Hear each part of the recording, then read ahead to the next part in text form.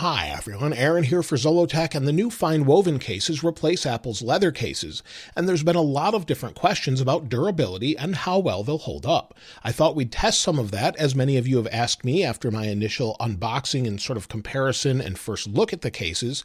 Many people are concerned that they just won't hold up well at all. Now with Apple's leather cases, even if they were scratched, they would sort of patina over time and just sort of gain character and their own look. But now that Apple's moved away from leather, we have these that may not hold up as well. Of course, Apple's silicone cases are another option, but these particular cases seem to be not very durable over time. This is one my daughter used, and you'll see it's actually in pretty poor shape. So oftentimes they don't seem to hold up as well. Some of them do with the newer ones, and they just sort of get a lot of fingerprints and things on them. So I thought we'd test this out. We'll use some of these tools here, and we'll even take it apart and see what it's actually constructed of and take a close look at the FineWoven mesh here. Now, Apple actually says FineWoven cases are made from durable microtwill. And according to them, they say like every Apple-designed case, it undergoes thousands of hours of testing throughout the design and manufacturing process. So not only does it look great, it's built to protect your iPhone from scratches and drops. However, they also say this high-quality case is made to be durable and protect your iPhone. The FineWoven material may show wear over time. Interaction with MagSafe accessories will leave slight imprints. They even tell you if you are concerned about this, we suggest you use an iPhone 15 Pro silicone case or clear case. So they are saying that it will wear over time, and if you're not okay with that, well, there's alternatives for that. So the first thing is I thought we'd run some tests. Again, like I said, we'll take a look at the material first, and let's see up close what this actually is, because I noticed that the side seems to be woven material, not silicone like I thought initially. Now, as we take a closer look to this case, you can already see some of the finer details. Now, it's hard to get really close to it, but as you can see, this is a woven case. So as we get in pretty close, you'll see it's a woven material that sort of goes to a lip around the camera. If we move over to the side here, you can actually see that the side is woven as well. So this is actually a cloth or material as opposed to maybe silicone like many thought it was before. So we have that, as well as, of course, the buttons, which seem to be metal. We'll check that in a moment. And additionally, if we look inside we have a similar material. So we have a woven material that just seems to have maybe a tighter weave than we have on the outside. Additionally, of course, we have our action button on the Pro case, and then our volume up and down. So we'll see what these look like, but again, this is a woven material, not necessarily a silicone or something else. Now the back of this, some people have said feels like suede. I think it feels more like velvet or nylon. The sides as well. If I scratch my finger on it, you can actually hear it. On the back as well. So it has sort of a fabric nylon material. Now, some people have said if you scratch your finger on here, it leaves a permanent mark. And you'll see I just put a big scratch on it. I'll put another one, and it seems to leave a mark there. So that's just from my fingernail. Maybe if you have some keys in a purse or in your pocket and you place them in here with it, if it scratches it, it's going to leave a permanent dent. So you'll see it scratches, and it doesn't look very good either. So if I go across it here like this, it just doesn't look good, and that's not going to go away. And that's just me barely pushing. If I put a lot of effort into it, it actually pushes against the material, and you'll see here it left ridges in it. So it doesn't seem to be super durable against maybe keys, just scratching on it like that. Now, maybe if you were using this and you snagged it against maybe a nail, you backed it into something else, it doesn't seem to catch the material, but if I push harder, you definitely can rip the material. So you'll see if you pushed it into a nail, it would certainly rip it, and it's not going to look very nice at all.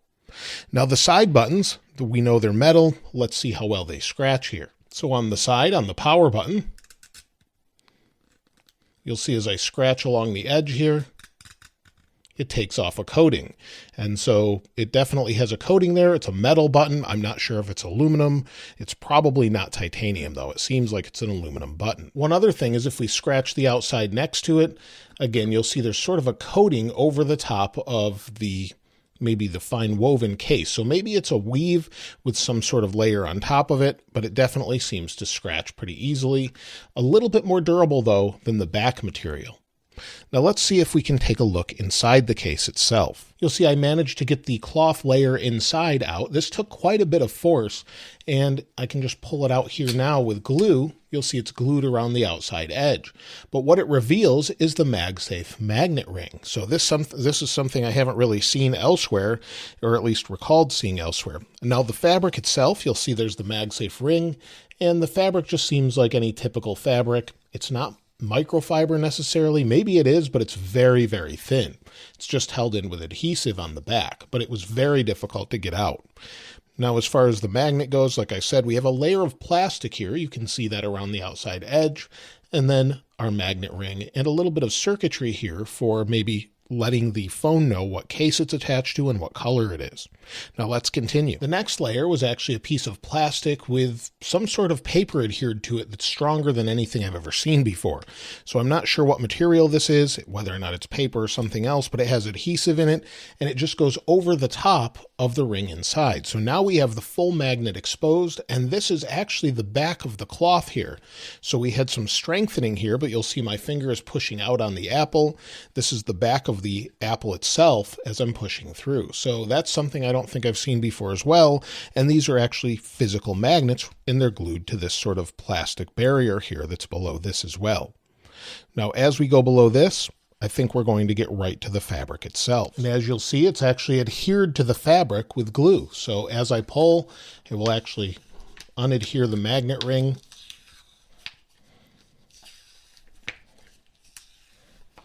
You'll see it's actually just glued to the fabric on the back.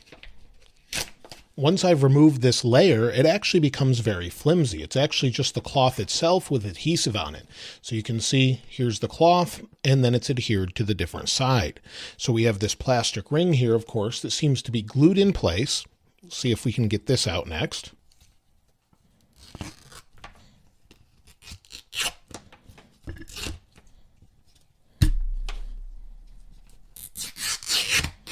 And here's our final result. This took about 15 minutes to take apart, and there's some good things to say about it as well.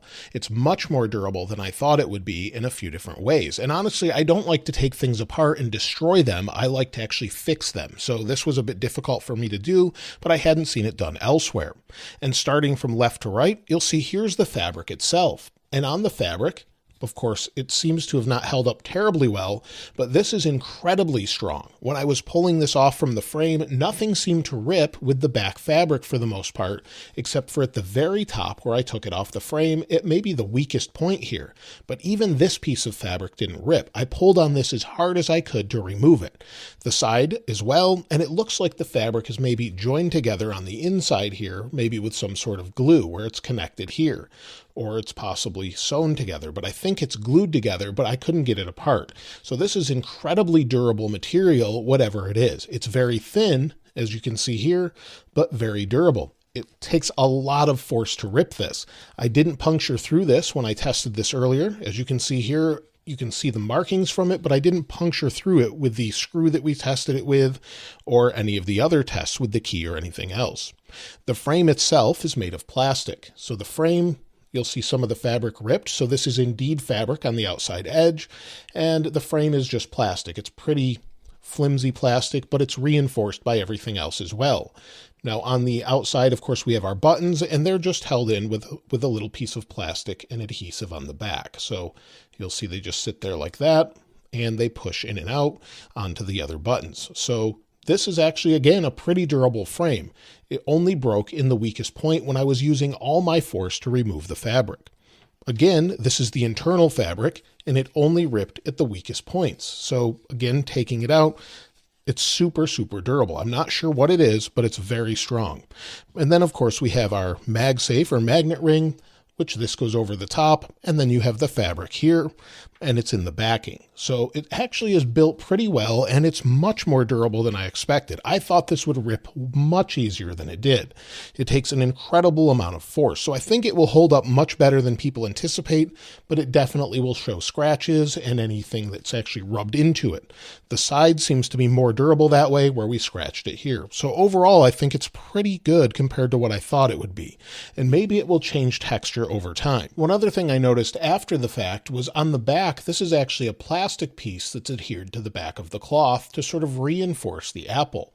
So that's something that's here that just gives a little bit more definition to the apple itself, making it stand out. But other than that, it's directly on the fabric itself with maybe a little cushioning here with the adhesive. With the other one I have here, of course, we're going to have to test this and see how it holds up over time, 6 months to a year, see if it holds up better than people expected. The only thing I think is many people probably don't like this texture, but let me know what you think about this in the comments below. I don't typically do teardowns or anything else, like I said, but let me see if you'd like to see more of this style content in the future. If you haven't subscribed already, though, please subscribe, and if you enjoyed the video, please give it a like. As always, thanks for watching. This is Aaron. I'll see you next time.